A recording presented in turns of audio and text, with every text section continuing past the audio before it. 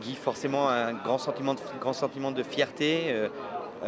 T'observais dans la tribune, derrière tes lunettes de soleil, tranquillement, pas sur la chaise, peut-être un peu moins de pression, mais quand même du plaisir, quoi, prise de plaisir. Bah, moins de pression forcément parce on se sent, on n'est plus acteur, mais non, l'émotion, le stress, la frustration parfois, la joie quand tout se termine, elle est toujours aussi présente. Et c'est ça, je crois, la magie de la Coupe Davis, c'est que moi j'ai vu aujourd'hui un central archi comble, même tel qu'on ne le connaît pas pendant Roland Garros, avec une énergie, une électricité incroyable, et des garçons, ils étaient 6, hein, ils étaient bon, 2 sur le terrain, 2 qui ont gagné les points, mais ils étaient 6 dans la loge et qui ont vécu cette rencontre du premier au dernier point avec une émotion qui était belle à voir, quoi. Donc nouvelle finale pour cette équipe de France, et j'espère qu'ils nous ramèneront le saladier, je dirais, à Paris.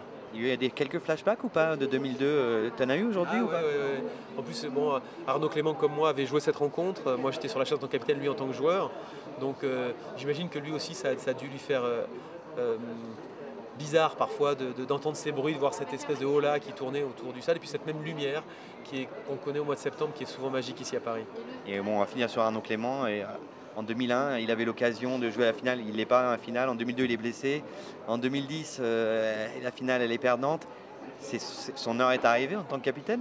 J'espère, franchement j'espère, parce qu'il le mérite. S'il y a bien quelqu'un, je trouve, en France qui depuis presque 20 ans incarne la Coupe Davis, je dirais c'est Arnaud Clément.